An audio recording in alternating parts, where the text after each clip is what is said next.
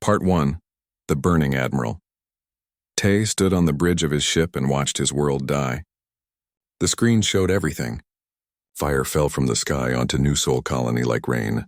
Buildings that took 20 years to build disappeared in seconds. He could see the transport ships trying to escape, packed with families and children. Then he watched them explode one by one as enemy fire tore them apart. "Sir, we need to retreat," his officer said. The young man's voice shook. "We can't fight them. We don't have enough weapons." Tay knew this was true. His small fleet had 6 patrol ships. They were old and weak. The ships were never meant for real fighting. For 3 generations, humans had lived in peace. They traded with other species. They built colonies. They smiled and made friends across the galaxy. Nobody thought they needed big weapons or strong armies. The Vrel Dominion thought differently. They had studied humans for 2 years. They watched the colonies. They counted the defense ships. They measured the weapons. Then they decided humans were easy targets. Weak prey, the Vrel were warriors. They had conquered 12 species before. They saw the peaceful humans and laughed. Now the Vrel ships circled above New Sol like sharks. Their weapons turned the colony's cities into glass. 40,000 people lived down there. Tay had eaten dinner in those restaurants. He knew the faces of the children who played in the parks. Now they were gone. "Get the remaining transports to jump coordinates," Tay ordered. His voice stayed calm even though his hands shook. "All ships cover the evacuation. We hold them here." It was suicide. Everyone on the bridge knew it. But some people might escape if they bought time. Tay's 6 patrol ships moved between the Vrel and the fleeing transports. They fired everything they had. Their small weapons bounced off the Vrel shields like thrown stones. The Vrel returned fire. 3 of Tay's ships exploded immediately. The bridge filled with alarms and screaming computers. "Jump now!" Tay shouted at the transports. "We can't hold them much longer." Dr. Hannah Lim was on one of those transport ships. She pressed her face against the window and watched her research station burn. She had spent 5 years studying alien plants on New Sol. She had friends down there, students. Her assistant had 3 children. The youngest was only 4 years old. "We're jumping in 10 seconds, the pilot announced. Around them, other transports were already disappearing into hyperspace. The ship shook as Vrel weapons hit nearby. Hannah closed her eyes. She thought about her assistant's daughter, the one who loved flowers. The girl would bring Hannah drawings of the alien plants. Purple and orange crayon on paper. The hyperspace jump felt like falling. When it ended, they floated in empty space far from New Sol. 2,000 refugees packed the transport. They had escaped with nothing. No clothes, no food, no homes. Behind them, their colony was ash. Captain Mina Choi saw it happen from her merchant ship. She was bringing medical supplies to New Sol when the attack started. Her cargo ship had no weapons at all. She could only watch and record. Her cameras caught everything. The orbital bombardment, the burning cities, the transport ships exploding, the 3 patrol ships dying to save the others. Mina's hands gripped the controls until her knuckles turned white. She had been a cargo captain for 15 years. She knew every trade route. She knew how to negotiate prices and avoid pirates. But this was different. This was murder. She watched the Vrel ships hunting survivors like a game. They laughed on open channels. "Soft humans," the Vrel commander broadcast. "You should have stayed on your little planet. The galaxy belongs to the strong." Mina recorded those words too. Then she jumped away before the Vrel noticed her. She carried the truth with her. Video evidence, proof of what happened. The galaxy would see this. Ambassador Sung received the news on the Galactic Assembly Station. He was Earth's representative, one of 200 species who gathered to make laws and keep peace. He had held this job for 10 years. He believed in the Assembly. He believed the rules protected everyone. "The Vrel attacked our colony," Sung said to the council chamber. His voice echoed in the huge room. 40,000 civilians are dead. They targeted evacuation ships. They killed children. I'm asking the Assembly to intervene." The chamber stayed quiet. Then the other ambassadors started talking to each other. Sung waited for support, for outrage, for justice. Instead, he got silence and turned backs. Finally, the Assembly chairman spoke. "This is unfortunate. However, the Vrel Dominion is a sovereign power. The Assembly cannot interfere in territorial disputes." "Territorial disputes?" Sung's voice rose. "They murdered 40,000 people. Perhaps humanity should consider relocating their other colonies, another ambassador suggested. Or negotiating with the Vrel. Surely you can reach an agreement. Sung looked around the chamber. He saw it in their faces. Fear. The Vrel were too strong. Nobody wanted to help because nobody wanted to be next. The assembly would send thoughts and prayers, but no ships. No weapons. No justice. You're abandoning us, Sung said quietly. Nobody answered. The assembly moved to the next topic. The survivors reached Earth 3 weeks later. The transport ships limped into orbit, damaged and leaking. Hannah Liam stepped onto Earth soil for the first time in 5 years. She had left Earth as a hopeful scientist. She returned as a refugee carrying nothing but nightmares. Mina Choi's footage spread across every human network within hours. People saw the burning colony. They saw the transport ships full of children exploding. They saw the Vrel commander laughing. They heard his words about soft humans. The news channels played it over and over. 40,000 dead, 5 colonies attacked, thousands missing. And the galaxy said it was unfortunate. The galaxy said negotiate. The galaxy said run away. Earth had been peaceful for 120 years. 3 generations had grown up without war. They traded and explored and built. They thought the universe was friendly. They thought peace was permanent. Now they learned different. They learned that peace was only real if someone strong let you keep it. And when the strong decided to take it away, you had 2 choices. Submit or fight. Tay survived. His flagship escaped with 40 crew. Out of 6 ships and 300 people, only 40 made it home. He went to the memorial service for the dead. He watched the families cry. He saw the names carved in stone. 40,000 names. A mother grabbed his uniform. Her face was red from crying. You were supposed to protect them, she said. That was your job. Tay had no answer. She was right. He had failed. They had all failed. The peaceful, friendly humans had left their colonies defenseless. They trusted the galaxy. They believed in rules. The rules were lies. Something changed in humanity that day. It wasn't loud. It wasn't obvious. But in homes and bars and government buildings, people started remembering. They remembered history. They remembered that peace was new. War was old. Humans had done war before. They had done it for thousands of years. They were very good at it. They had chosen to stop. They had chosen peace. It was a choice, not weakness. But choices could be unmade. The words spread quietly at first. Just whispers. Old soldiers talking. History teachers pointing at books. Engineers looking at old blueprints. Scientists unlocking sealed files. Earth was waking up. And when Earth fully opened its eyes, the galaxy would learn what it had forgotten. Humans didn't evolve from prey animals. They evolved from hunters. Part 2. Remembering what we were, General Una Park had been retired for 15 years. She lived in a quiet house by the mountains and grew vegetables. The last war she fought ended when she was 30. Now she was 65 and happy to be forgotten. The government called anyway. We need you back, they said on the video call. Earth needs you. Una watched the footage from New Seoul. She watched it 3 times. Then she put on her old uniform. It still fit. Some things you never forget. War was one of them. The Earth Parliament met in emergency session. 200 representatives from every nation gathered. They had 24 hours to decide humanity's future. Submit or fight. Run or stand. Everyone knew the choice before they started talking. The vote took 5 minutes. It was unanimous. Total war. Within 1 hour, everything changed. Factories received new orders. Shipyards cleared their schedules. Universities sent their engineering students to military research labs. The stock markets barely flickered. Every human alive knew what was happening. They supported it. Una became Supreme Commander of Human Forces. Her first order was simple. Open the vaults. The other species thought humans had nothing. They saw the peaceful traders and weak patrol ships. They saw the small defense fleet and laughed. What they didn't see were the warehouses buried under lunar craters. The factories hidden in asteroid belts. The ships mothballed but not destroyed. The weapons that were decommissioned but never dismantled. Humans had learned lessons from their own bloody history. They knew peace was wonderful. They also knew peace ended. So they kept insurance. Just in case the universe proved hostile. Just in case someone mistook kindness for weakness. The vaults opened. Inside were 300 warships that officially didn't exist.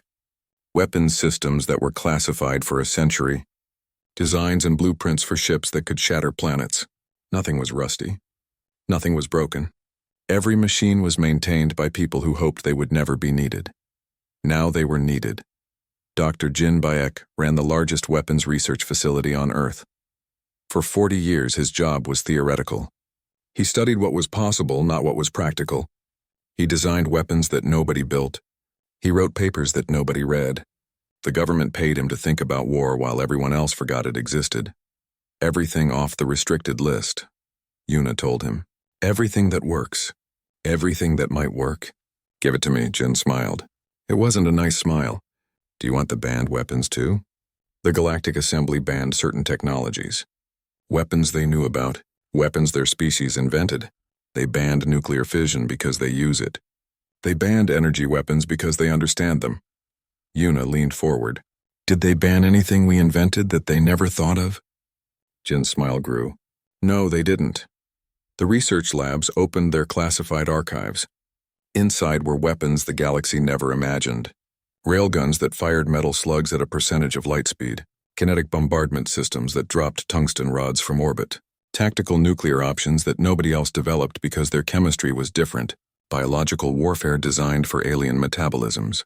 Computer viruses that could infect ships through their communication systems. The galaxy banned what it knew. It never banned what it couldn't imagine. Human innovation had continued for a century in secret, creating weapons that no other species even understood were possible.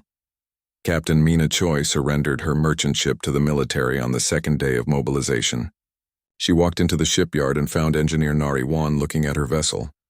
I need my ship back, Mina said. Armed this time? Nari studied the cargo hauler. It was big and fast. Good engines. Strong hull. It'll take 3 weeks to retrofit. You'll lose your cargo space.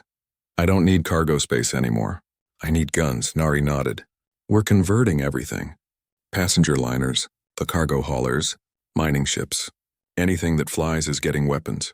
Do you want to stay commercial or join the military? Mina thought about the footage she recorded. The burning colony. The laughing Vrel. Military. I'm going back out there and I'm not running next time. The shipyards worked around the clock. Every orbital platform, every lunar facility, every asteroid dock hummed with construction. Civilian ships became warships. Transport vessels became troop carriers. Mining equipment became weapons. Humanity had built peacefully for 3 generations. Now they built for war with the same efficiency. The recruitment centers overflowed. 50 million people volunteered in the first month. They came from every nation, every background. Young people who had never seen combat. Old veterans who remembered. Scientists and teachers. Artists and farmers. They all wanted the same thing. Just as Han River was a flight instructor. He taught basic piloting at a civilian academy. He had never fired a shot in combat. He had never even seen a warship up close. But he could fly anything with engines, and now the military needed pilots desperately. You're too old, the recruitment officer said. Han was 42. I can fly better than anyone half my age. Test me. They tested him. He passed. Within a week, Han was in a military fighter, learning weapon systems and combat maneuvers. Within a month, he was teaching others. The military gave him a call sign like all pilots got. They called him River, because he flowed through the sky like water. Dr. Hana Lim didn't go home after she arrived on Earth.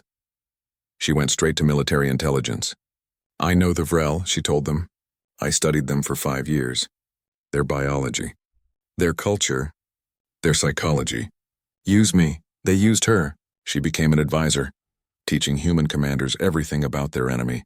The Vrel were strong and proud. They respected power. They despised weakness. They thought honor meant victory. They believed the universe belonged to warriors. They'll underestimate us, Hana said. They think humans are soft because we were peaceful. They think peace means weak. That's their mistake, Yuna asked her. What's the best way to fight them? Hit them hard. Hit them fast. Show no mercy until they surrender. The Vrel respect strength. Give them overwhelming force and they'll break. Show weakness and they'll never stop. 3 months after the burning of New Sol, Earth fielded a fleet of 3,000 warships. The galaxy thought humans had 200 patrol boats. The galaxy was wrong. The galaxy didn't know about the hidden ships, the mothballed fleets, the weapons that officially didn't exist. More importantly, the galaxy didn't understand human industrial capacity. Humans built fast. They adapted faster. They learned from their mistakes and improved. 3 months of wartime production created more military hardware than humanity's previous century of peacetime maintenance. Ambassador Sung watched from the Galactic Assembly Station. Other species whispered in the halls. They saw the human fleet growing. They saw Earth's economy shift to total war. Some were impressed. Some were frightened. Nobody laughed anymore. A few ambassadors approached Sung quietly. Perhaps we can mediate, they offered. Negotiate peace between humanity and the Vrel. You had your chance to mediate, Sung replied. We asked for help. You told us to run. Now we're not running. Now we're hunting. The Vrel Dominion noticed the human buildup. They sent a message to Earth. It said humans should surrender their remaining colonies peacefully. It said the Vrel would be merciful. It said resistance was futile. Yuna recorded her own message in response. She sat in her uniform with 40,000 names carved on the wall behind her, the names of the dead from New Seoul. You think we're soft because we chose peace. You think choosing peace means we can't choose war. You're wrong. We remember war. We invented war. We practiced war for 10,000 years before we decided to stop. You made us remember what we were. You reminded us what we're capable of. Now you'll learn why we chose to stop. Now you'll learn what it takes to make humans fight, and you'll regret that knowledge for whatever remains of your existence. The message broadcast across the galaxy. Every species heard it. The Vrel laughed and called it empty threats. They had conquered 12 species. They had fought for centuries. They had never lost a war. Humans were primitives playing with ships they barely understood. The Vrel kept laughing until the first human strike fleet jumped into their home system without warning. Then they stopped laughing. Then they started dying.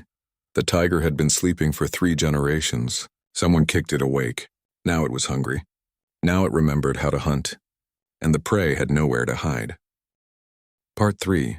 The Doctrine of Fury Commander Wu Chang piloted his warship through hyperspace toward the Vrel homeworld. Behind him followed 200 vessels, the fastest ships in the human fleet. They carried enough firepower to level a continent. Their mission was simple. Make the Vrel hurt. 30 seconds to jump exit, his navigator announced. The bridge crew sat at their stations, faces calm but hands tight on controls. This was humanity's first major strike. Everything depended on surprise. All ships, Wu broadcast. Remember the doctrine. Military targets only. Civilians are not the enemy. But show no mercy to their war machine. Hit hard, hit fast. Make them bleed. The fleet dropped from hyperspace directly above the Vrel capital world. The Vrel had 8 orbital stations manufacturing weapons and ships. They had defense platforms. They had military satellites. They thought their homeworld was safe, far from the front lines. They were wrong. Human missiles flew first. Hundreds of them. The Vrel shields activated but couldn't stop them all. The missiles weren't explosive. They were electronic warfare packages, blinding sensors and jamming communications. While the Vrel scrambled in confusion, the human railguns opened fire. Tungsten rods moving at 20% of light speed hit the orbital stations. The impacts released energy like small nuclear bombs. 3 stations exploded in the first minute. The other 5 took critical damage. Debris filled the space around the planet, glowing hot from the kinetic impacts. The Vrel defense fleet rushed to respond. They outnumbered the humans 3-1. It didn't matter. Human ships moved like dancers, coordinated through instant communication networks. They fought as one organism instead of individual vessels. Vrel ships exploded before they understood what was happening. 3 hours after the battle started, 40% of the Vrel orbital infrastructure was gone. Wu's fleet jumped away before reinforcements arrived. They left behind burning wreckage and a simple message. You burned our children. Now burn. The footage spread across the galaxy within hours. Species who thought humans were weak traitors watched in shock. The peaceful humans had struck the Vrel homeworld. They had done more damage in 3 hours than the Vrel's last 3 enemies combined.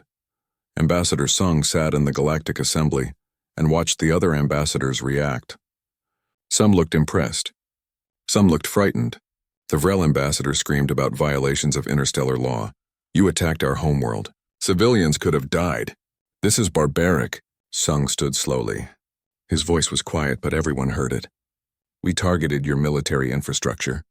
0 civilian casualties. Unlike you, we know the difference between soldiers and children. Unlike you, we follow the rules of war.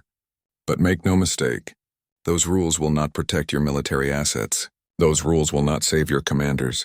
You started this war. We will finish it. The Vrel demanded the assembly intervene. The assembly stayed silent. Sung had reminded them. They set the precedent. They told humanity to handle their own problems. Now humanity was handling them. Lieutenant Sua Kim led her Marine platoon onto the transport ship. They were heading to a Vrel military outpost on a border world. Intelligence said the base commander had given orders to target human evacuation ships. His name was on the list. The list of war criminals humanity was hunting. Listen up, Sua told her Marines. This is a capture mission. We want the commander alive. Anyone who surrenders gets taken prisoner and treated according to law. Anyone who fights dies. Simple rules. Follow them. The transport approached the outpost at night. The Vrel had detection systems, but human stealth technology was generations ahead. The transport landed 2 kilometers away. The Marines moved through the jungle in silence, night vision guiding them. The Vrel guards never saw them coming. Sua's team moved like ghosts. They disabled the perimeter sensors. They cut communications. They sealed the barracks from the outside. When they finally revealed themselves, the Vrel were trapped and surrounded. This base is under human control. Sua broadcast in the Vrel language. Your commander is wanted for war crimes. Surrender him now and you'll be treated as prisoners of war. Resist and you'll be eliminated. You have 5 minutes to decide. The Vrel fought. It was a mistake. The battle lasted 18 minutes. Sua's platoon moved with ruthless efficiency. They had trained for urban combat. They had studied Vrel tactics. They knew how their enemy thought and moved. The Vrel were brave, but bravery meant nothing against superior training and equipment. When it ended, 80 Vrel soldiers were dead. The base commander was in human custody, locked in a transport heading to Earth for trial. Sua's platoon had 2 wounded and 0 dead. They broadcast the entire battle on open channels. The galaxy watched. They saw human soldiers fighting with perfect coordination. They saw tactics and weapons they didn't recognize. They saw the Vrel base fall in less than 20 minutes. The message was clear. Human ground forces were as deadly as their fleet. Agent Daeson watched from inside Vrel space. He had infiltrated their territory 6 weeks ago with a team of intelligence operatives. They moved like shadows, gathering information and identifying targets.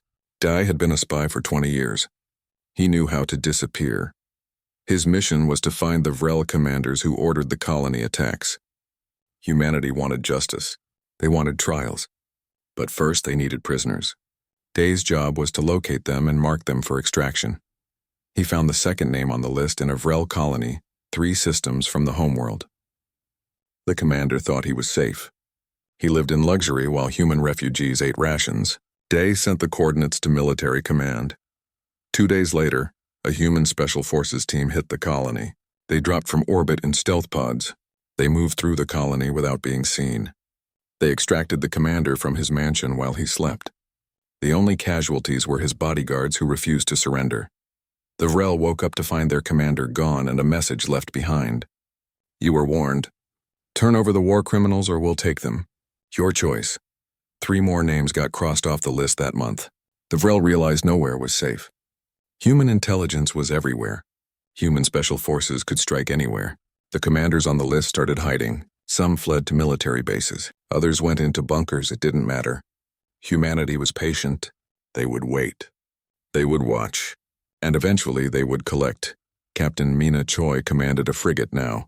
Her merchant ship had been transformed into a warship with missiles and railguns. She led a squadron hunting Vrel supply lines. The Vrel needed resources to fight. Food, fuel, ammunition? Cut those supplies and the army starved. Mina's squadron found a Vrel convoy carrying ammunition to the front. 15 cargo ships protected by 8 warships. The odds looked bad. Mina smiled. All ships execute pattern Delta, hit the escorts first. Drive them toward the asteroid field. Human tactics confused the Vrel. They were used to direct combat, face to face, ship against ship. Humans fought different. They used the environment. They set traps. They struck and faded and struck again. Mina's ships fired missiles, then retreated. The Vrel escorts chased them into the asteroids. Human ships flew between the rocks with impossible precision. Vrel ships crashed into asteroids or each other. When the escorts were destroyed, the cargo ships surrendered without a fight. Take them to the nearest human base, Mina ordered. Mark the supplies for redistribution. The Vrel won't be getting this ammunition. The Vrel supply lines started failing. Their armies at the front ran short of everything: fuel, food, spare parts. Humanity strangled them slowly while broadcasting every victory. The message kept repeating: "You started this. You can end it. Surrender the war criminals. Pay reparations. Accept peace." The Vrel Council refused. They were warriors. They didn't surrender. They would fight to the last ship, so humanity obliged them. Every Vrel military target became a mark. Every commander became hunted. Every supply line became a death trap. Human forces didn't conquer territory. They destroyed military capacity. They wanted the Vrel to surrender, not die. But if the Vrel chose death, humans would provide it. Dr. Hannah Lim analyzed the intelligence reports. She could see the Vrel psychology breaking down. They didn't understand this kind of war. They fought for glory and honor. Humans fought to end threats. The Vrel wanted battles. Humans wanted results. "They're fracturing," Hannah told General Yuna. "Their lesser commanders are starting to question the leadership. Some want to negotiate. The council is losing control." "Good," Yuna said. "Apply more pressure. Target their command structure. Make their leaders afraid." The campaign continued. Human forces struck deeper into Vrel territory. They avoided civilian areas but shattered every military installation they found. The Vrel fleet started losing ships faster than they could build them. Their soldiers started deserting. Their colonies started demanding peace. The galaxy watched a masterclass in modern warfare. Humanity fought with precision and overwhelming force. They followed the laws of war strictly. They treated prisoners well. They avoided civilian casualties. But they showed no mercy to military targets. Other aggressive species in the galaxy grew quiet. They watched the Vrel Dominion, the great conquering empire, slowly dismantled by humans they had mocked as weak traitors. They learned a lesson written in burning ships and captured commanders. Part 4. The long night 18 months into the war, Major Sua Kim sat in a field hospital and stared at the wall. Her platoon had just finished a ground campaign on a Vrel military colony. They won. The colony surrendered. But Sua lost 16 Marines. Good people who followed her into hell and didn't come back. "You should rest, Major," the medic said. Sua shook her head. Rest meant thinking. Thinking meant remembering. She remembered Private J, who made everyone laugh. He died pulling wounded soldiers to safety. She remembered Corporal Bin, the quiet one who loved old music. Shrapnel took him in the first hour. 16 names. 16 families who would get letters. The war was grinding now. Not the quick strikes of the early months.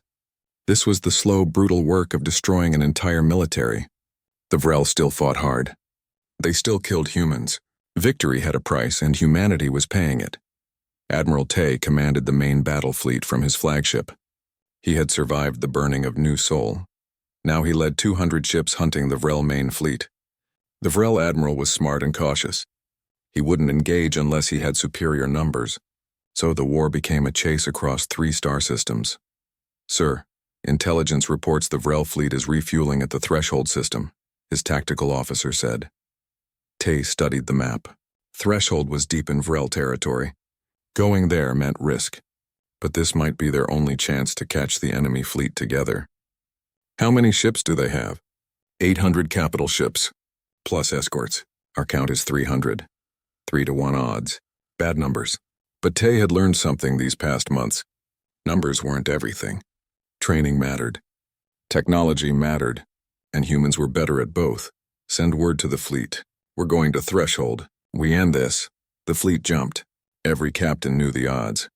Every crew member understood the risk. But they also knew this war had to end. The casualty lists grew longer every week. Families waited at home for news. Some got letters of valor. Some got coffins. Dr. Jin Beck's laboratories continued producing weapons innovations. The Vrel adapted to human tactics, so humans adapted faster. New missile systems. Better shields. Faster engines. Every week brought some improvement, some edge that saved lives. "We're fighting smarter," Jin told his team. "Every innovation means fewer casualties. Every improvement brings peace closer. Don't stop. Our people are dying out there while we work." His team worked around the clock. Engineers tested new designs. Physicists solved impossible problems. Chemists developed better materials. The pace was exhausting, but nobody complained. They heard the casualty reports same as everyone. Commander Wu's ship had taken damage in a previous battle. 300 crew died when a Varel missile breached the hull. Wu survived, but he still heard the screams in his sleep. The medic said it was normal. Battle stress. Combat trauma. It had names, but that didn't make it better. "We're patched and ready for combat," his chief engineer reported. "She'll fly again, sir." Wu looked at the memorial wall where they listed the dead. 300 names. 300 people who trusted him. "Let's make it count," he said. "Let's end this war." Captain Mina Choi led her squadron on another supply raid. They were tired. Everyone was tired. But the job wasn't done. The Vrel still fought. So humans kept fighting. Mina thought about her old merchant ship sometimes. The peaceful cargo runs. The quiet days. She missed that life, but she had seen New Seoul burn. She had recorded the footage of children dying. Some things you couldn't walk away from. Some debts had to be paid in blood and sacrifice. She would pay hers. Contact, her sensor officer called. 3 Vrel supply ships. No escorts, easy target. They took the ships without firing a shot. The Vrel crews surrendered immediately. They were tired too. They were hungry and scared and far from home. Mina looked at them and saw people, not monsters. The Vrel soldiers didn't want this war either. But their leaders started it and everyone had to finish it. The battle at Threshold System lasted 72 hours. Admiral Tay's fleet faced the entire Vrel armada. The space around the gas giant filled with ships. Missiles flew in clouds. Energy weapons lit the darkness. Ships exploded on both sides. Human ships moved in perfect coordination. They fought as a single unit, covering each other's weaknesses and exploiting enemy mistakes. Vrel ships were individually strong but fought as individuals. 30 hours into the battle, that difference became clear. The Vrel admiral tried to retreat when he realized he was losing. Too late. Human ships had circled behind him. The Vrel were surrounded. Their fleet broke into chaos. Some ships surrendered, some fled, some fought to the death. Commander Wu's ship took another hit. This time he watched the medical bay decompress. The doctors and wounded died in seconds. He sealed the sections and kept fighting. There would be time to grieve later. Right now he had a job. A Vrel dreadnought targeted a human medical frigate. The frigate held 3,000 wounded soldiers. No weapons, just Red Cross markings and medical staff. The dreadnought didn't care. Captain Mina Choi saw it happening. Her frigate was nearby. She had seconds to choose. Her ship was small. The dreadnought was massive. But 3,000 lives waited in that medical ship. Mina made her choice. All hands evacuate to pods now. That's an order. Her crew looked at her in shock. "Captain, what are you doing?" "Saving lives. Get off my ship. You have 30 seconds. Mina programmed the navigation and fired the engines. Her frigate accelerated toward the dreadnought at maximum speed. The escape pods launched. Mina stayed in her seat and watched the distance close. 2 kilometers. 1 kilometer. 500 meters. "For New Seoul," she whispered. The frigate hit the dreadnought at ramming speed. The impact destroyed both ships.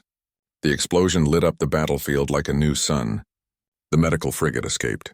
3,000 wounded soldiers lived because one captain chose sacrifice. The battle ended with the Vrel fleet shattered.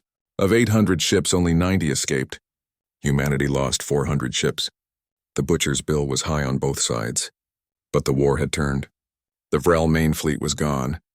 They could no longer defend their territory. Admiral Tay broadcast surrender terms to all Vrel forces. "Your main fleet is destroyed. Your supply lines are cut. Your colonies are isolated. Further fighting is pointless. Surrender now. Face trial for your leaders. Pay reparations. Accept peace, or we will finish what you started." Some Vrel commanders accepted immediately. They were tired of war too. Others refused and fought to the last. Humanity obliged them. There would be no mercy for those who chose continued violence. The rules were clear.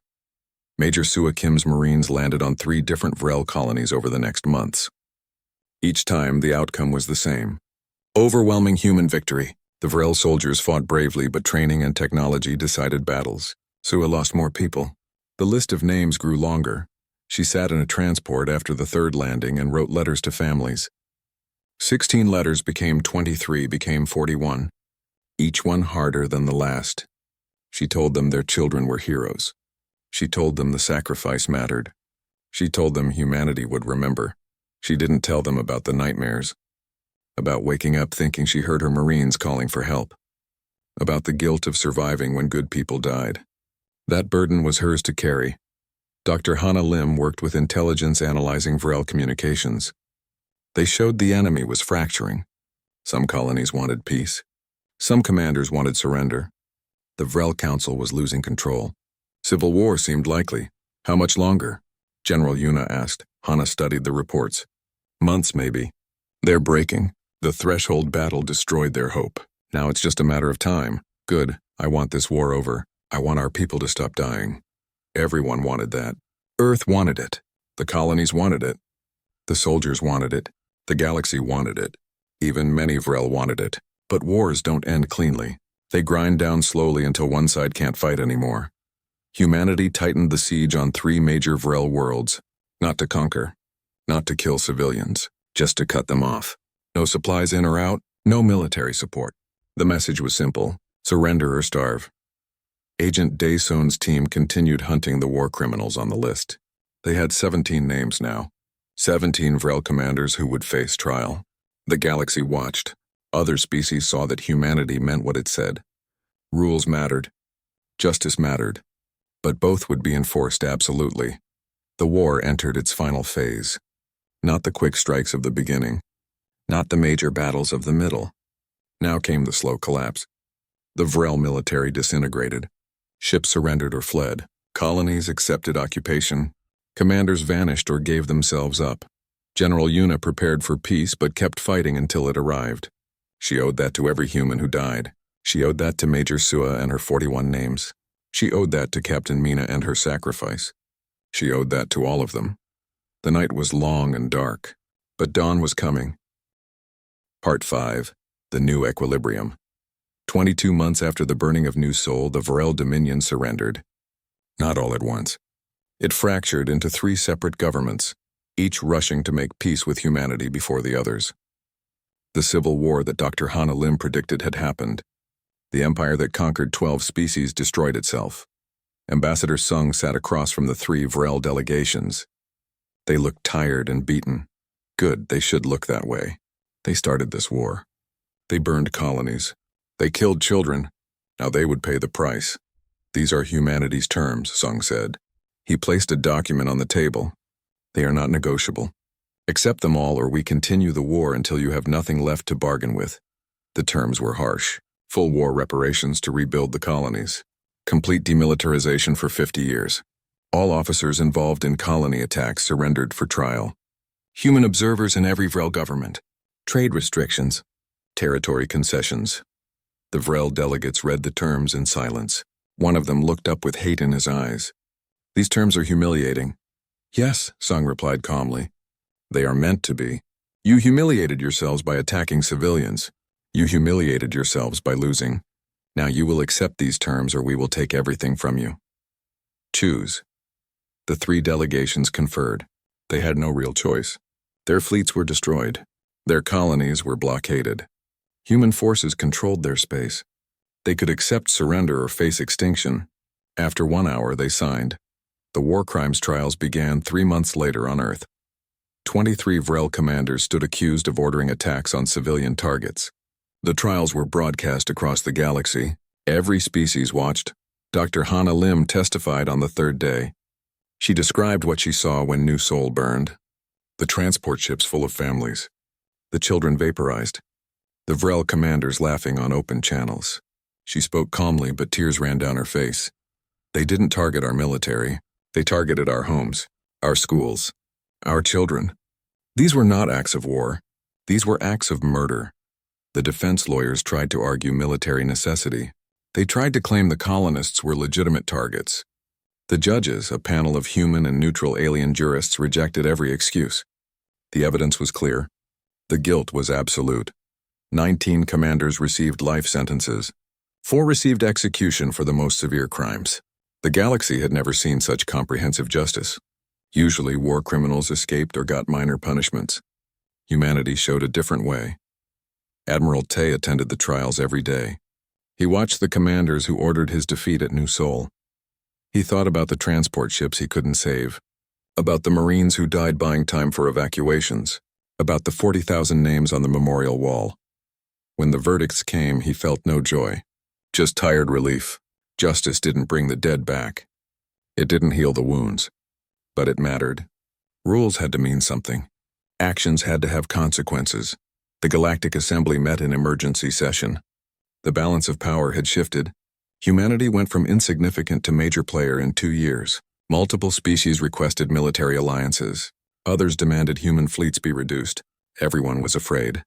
Ambassador Sung addressed the assembly chamber. The same chamber that had abandoned humanity 22 months ago. The same ambassadors who told them to negotiate with murderers. We didn't want this war. We didn't ask to become a military power. You forced our hand. You taught us that peace is only respected when backed by strength. We learned that lesson. We learned it in blood and fire. We won't forget. An ambassador from the Kellis Union stood. What are humanity's intentions? Will you continue expanding your military? Yes, Sung replied simply. We will maintain the third largest fleet in the galaxy. We will fortify our colonies. We will arm our ships. We will never again be caught unprepared. But we are not conquerors. We don't want your territory. We don't want to dominate the galaxy. We want to live in peace. But that peace will be defended with absolute force if necessary. Another ambassador asked, How can we trust you? You've shown you're capable of tremendous violence. Sung smiled without humor. We've always been capable of violence. We chose peace. We can still choose peace, but we'll never again be victims.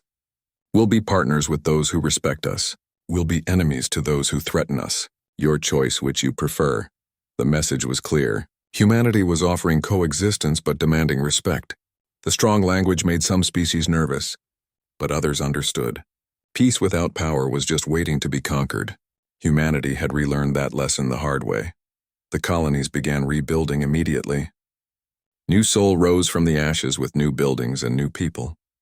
But this time defense stations orbited overhead. Human warships patrolled the system. Ground batteries covered the landing sites. The colonies would never be vulnerable again. Admiral Tay was promoted to Fleet Marshal. He oversaw the new Colonial Defense Force. Not the small ceremonial force he once commanded. This was a real military. Modern ships. Trained crews. Weapons that could shatter fleets. His failure at New Sol would never happen again. We were naive, he told the graduating class at the new military academy. We thought peace was permanent. We thought the galaxy was friendly. We were wrong. Peace is temporary. The galaxy is dangerous, but we're ready now. We'll defend humanity's future with everything we have. General Una Park retired for the second time. She was 70 now and had earned her rest. But she made sure the military was ready before she left. Training programs, doctrine manuals, strategic planning. The next generation of commanders would be prepared. I hope you never have to fight, she told them. But if you do, remember what we learned. Fight to end threats. Show mercy where possible. But show no weakness. The galaxy respects strength. Give them strength. Major Sua Kim was promoted to colonel and given command of the Marine Corps. She was young for such responsibility, but nobody questioned it. She had proven herself in the fire. Her 41 names taught her what leadership cost. She would train the next Marines better. She would prepare them for the reality of war. She stood at the memorial wall on Earth. The 47,000 names of the dead from all the colony attacks. Her 41 Marines were there. Captain Mina's name was there. So many others. She placed her hand on the wall. We won, she whispered. We avenged you. I hope that matters. I hope you rest easy. Dr. Jin Beck continued running the weapons research facility, but now his work was public. The galaxy knew humans had advanced weapons. That knowledge itself was a deterrent. Nobody wanted to face human technology in combat. We built these weapons hoping never to use them, Jin told his researchers. But we kept building because hope isn't a strategy. Preparation is. Stay ahead. Stay innovative. Peace is wonderful. Being ready for war is what makes peace last. Dr. Hana Lim took a position teaching at a university. She taught xenobiology and interspecies relations. Her students were the children born during the war. They grew up knowing humanity could fight but hoping they wouldn't have to. The Vrel made a fundamental error, she told her class. They judged our capacity for war by our choice not to wage it. Never make that mistake. Every peaceful species is peaceful by choice. Push them hard enough and they'll remember what they're capable of. Respect peace, but understand that peace is always a choice. Agent Daeson disappeared back into intelligence work. His missions were classified. His name wasn't on any public records. But somewhere in the shadows, he continued protecting humanity from threats they didn't know existed. Some heroes got medals, some got secrecy. 5 years after the war, humanity had transformed. The economy had adapted. Earth was an industrial power. Human technology was sought after. Human military training was respected. Human ships patrolled trade routes, keeping pirates away. The weak traders had become protectors. Ambassador Sung dealt with minor incidents regularly. Small species being bullied, trade disputes turning hostile, pirates attacking colonies. Each time human ships responded. Each time the problems ended quickly. The galaxy learned that humanity backed its words with action. One day a new threat emerged. The Krell hegemony, a mid-sized empire, threatened a smaller species over territory. The small species asked the Assembly for help. The Assembly debated and delayed, same as always. Then Sung stood. He transmitted a document to every ambassador. This is a case study. It details what happens when aggressive species target peaceful ones. It shows the cost of underestimating victims. It demonstrates the consequences of starting wars you can't finish. I suggest the Krell read it carefully before proceeding. The document was humanity's war against the Vrel. Every battle, every casualty, every consequence. The Krell delegate read it in silence. The room stayed quiet. The galaxy learned something important, Sung continued. Humans chose peace. We still choose peace. But we're very capable at war, and we have long memories. We remember our friends. We remember our enemies. We remember who helped us when we burned. We remember who ignored us. Choose wisely which list you want to be on. The Krell withdrew their threat. The crisis ended without a shot fired. The small species thanked humanity. Sung nodded politely, but he knew the truth. Gratitude was temporary. Power was permanent. Humanity had both now.